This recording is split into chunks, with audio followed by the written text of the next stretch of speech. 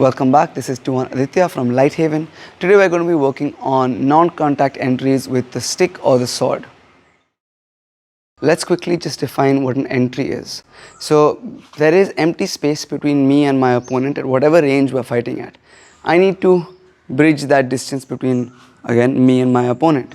Now, while bridging that distance, the way that I generally think of it when we're talking about a weapon-based art is that I want to get past his weapon, ideally attack the weapon-bearing arm, control the weapon-bearing arm, and then attack a more significant target like the head or the neck that will help me end the fight. So again, I am moving, I'm doing whatever I have to. I need to get past the weapon by either striking the weapon, striking the hand, baiting and allowing the weapon to pass, and then striking the hand, controlling the hand, and then striking a more significant target. This is the way I'm going to think about entries. Now within entries, we have two major categories. The first is contact-based entries, where I'm attacking my opponent's weapon. The second is non-contact-based entries, which generally, or at least for the sake of what we're working on today, are based on fakes. So I am faking an angle 1, let's say, to my opponent, and they are giving me an angle 1 in return, and then I pull it back or I drop it down and I allow my opponent's weapon to pass by me, and then I strike the hand, and then I follow it up with whatever else I'm going to be following it up with. So I'm making my opponent give me the strike that I want. I'm faking, I'm pulling my weapon out of the way, allowing the weapon to pass me, and then following it up with whatever strikes to the hand or to the head I want to use. As to why we might want to use a non-contact entry, there can be many reasons, but I think one of the main ones that I like to focus on is if my opponent is striking with too much power or too much speed, instead of trying to meet that weapon with an equivalent amount of power, equivalent amount of speed, sometimes it's just easier to be at the right distance, be at the right range, use the right footwork, the right baiting strategies, and allow the weapon to pass by you with as much force as they can muster, and then simply step in behind that weapon. That would be the main reason why I might prefer a non-contact entry over a contact entry. For those who are familiar with Pekiti Tirsia Kali, this entry is based off of our Dirty Dozen number 6.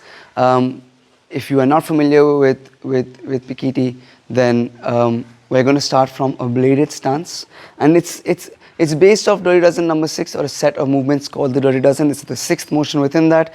But we're going to modify it for combat. So I'm going to be in a bladed stance with my weapon leg in front. So if my weapon's in my right hand, my right leg's going to be in front, and essentially I'm going angle 1, angle 2, angle 1, angle 2.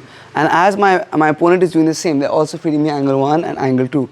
And now as my opponent gives me angle 1, I'm meeting it with angle 1. I'm going to fake, twirl it, so pull the weapon back, and then come down with a slash of my own, and then an angle 2. In the Dirty Dozen series, you would be slashing down, or you would be slashing across and coming back with a sort of plucking thrust. But here for now, it's just easier this way. We're going to twirl, fake, slash down angle 1 and come back with an angle 2. So from the side, twirl, angle 1, angle 2. The other side, twirl, angle 1, angle 2. Let's add some footwork to this.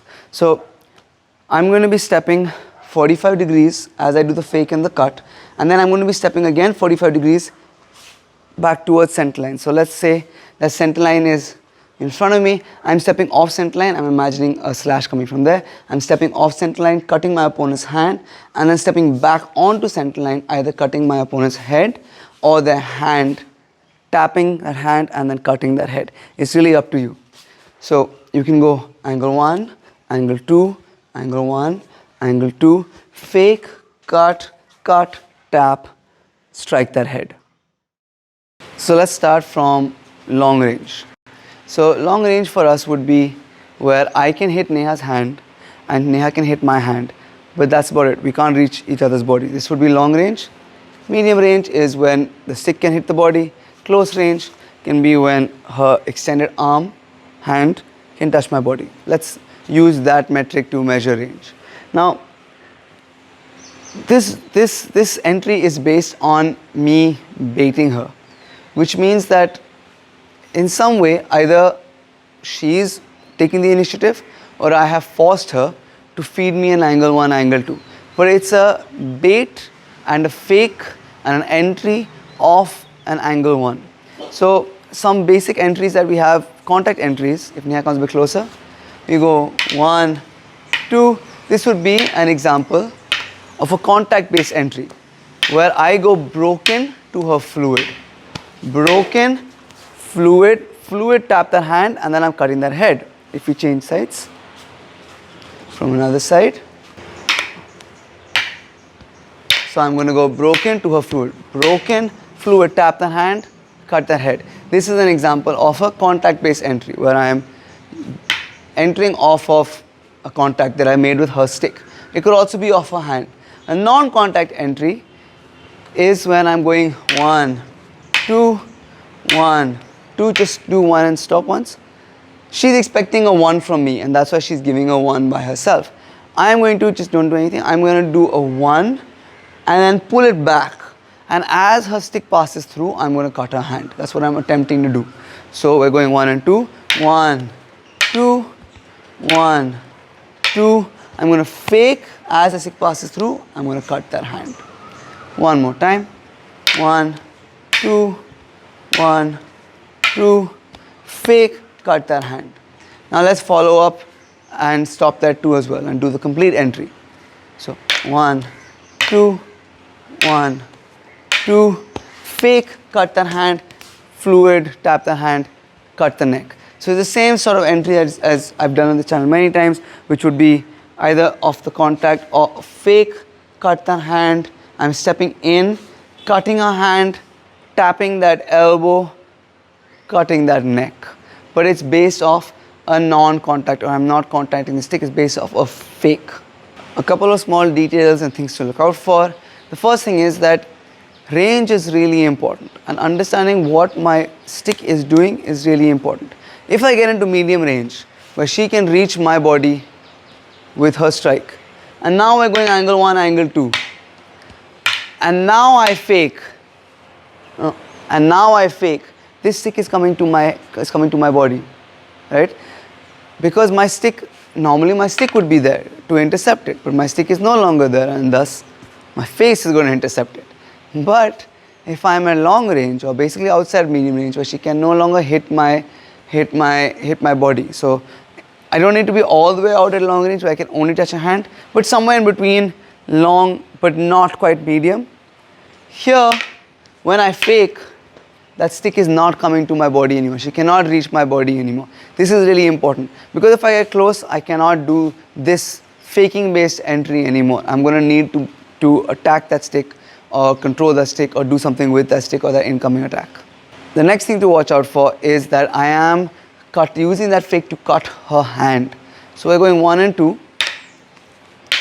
I am faking, one second, I am faking, and then I'm going to look to extend to cut her elbow or forearm or her hand. Now, I like to cut that elbow because the hand moves a lot, right? The hand moves a lot. That elbow doesn't move that much. So I like to cut the elbow to the forearm because I may not be able to reach that hand. If I add footwork in here, it becomes easier for me to reach again that arm. So I'm trying to add that cut. It's a fake to an angle 1, but you're still trying to cut that arm. Not the hand because it's too far away. Forearm, elbow, triceps, somewhere around here. The next thing to watch out for is the footwork. If I just fake and cut from here, I can reach, but then I'm assuming that she's going to give me an angle 2 in return. And from here to step in is really sketchy because I'm going to be walking right into that strike. Yes, there are things that I can do around it, where I can fake, cut, pick that up and come back. There are things I can do around it, but I would rather not. I would rather do something that's safer, that has a higher probability of success. So I'm going to step 45 degrees as I do the fake, and then I'm going to step again 45 degrees as I cut, trap the hand and cut their neck, so that I can reach her hand without having to really extend. So it looks like this. So I'm going 1, 2, fake with the 45, cut the hand in with another 45 degrees, cut the hand, trap the hand, cut the neck or thrust the neck or whatever else it is that you want to follow up these strikes with. The last thing to watch out for, especially when you're training by yourself, is that the fake happens up here. It doesn't happen down here. Because what you're essentially doing is you're showing her an angle 1 and then you're taking away the angle 1. But if there's no angle 1, if I do it just here, there's no angle 1 fake for her. And if I do it somewhere here, then it's too late. I would have made contact. So I'm showing the angle 1 and then faking, pulling it back. So I'm showing it and then pulling it back and then cutting through. So make sure that you're doing it in the right area.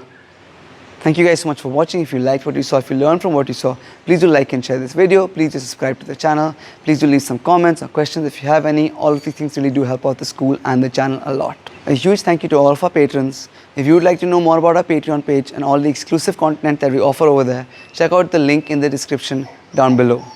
Lastly, our online classes are up and running. Our residential program is up and running. So to train with us, check out the email address I'm going to leave in the link down below. Thank you so much for watching and see you in the next video.